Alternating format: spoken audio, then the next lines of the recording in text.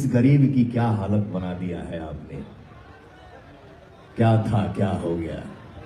देखी देखी हमके हसत जमाना, पागल समान हो भइल दीवाना।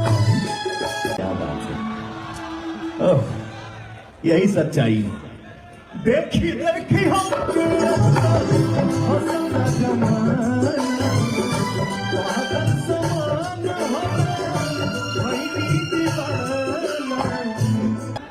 चुनाव के समय चर्चा चल रही थी आपसे और आपको यह व्यथा थी कि हमेशा कोई कंट्रोवर्सी आपके पीछे आ जाती है। मैंने कहा कि इतने लोग प्रेम करते हैं आपसे, उससे बढ़कर कौन सी कंट्रोवर्सी हो सकती है। पर इस पूरे चुनाव में, बिहार के चुनाव में आपकी तरफ से मतलब बहुत सारे कलाकार थे भोजपुरी के जो चुनाव लड़े, कुछ हारे, शायद इस पर हारे ही, आप बिना लड़े जीत गए। जाने दीजिए, मैं इसमें कुछ बोलना नहीं चाहता हूँ।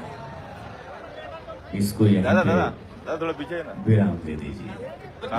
फिर बोलूंगा, फिर कुछ होगा, फिर बोलूंगा, फिर कुछ होगा। लेकिन मैं चाहता हूँ यार, कलाकार हो, कलाकारी करके अपना ये करो ना, वो चाहे हम हो, चाहे आप हो, या कोई भी हो। मैं जवाब देना नहीं चाहता हूं, क्योंकि इसके पिछले मंच में मैंने कुछ बोला था। तो शुभकामनाएं, खुश रहे, मस्त रहे। वहां पे वो वाला बिना लड़े जीत गए नहीं, हाँ, वहां तो आपके लड़ने से लोग हार गए, वो अलग बात थी। नहीं श्वेता जी, कुछ भी बिहार चुनाव, श्वेता जी, मैं लोकसभा भी लड़ा ना, तो वहां भी एक ही चर्चा थी।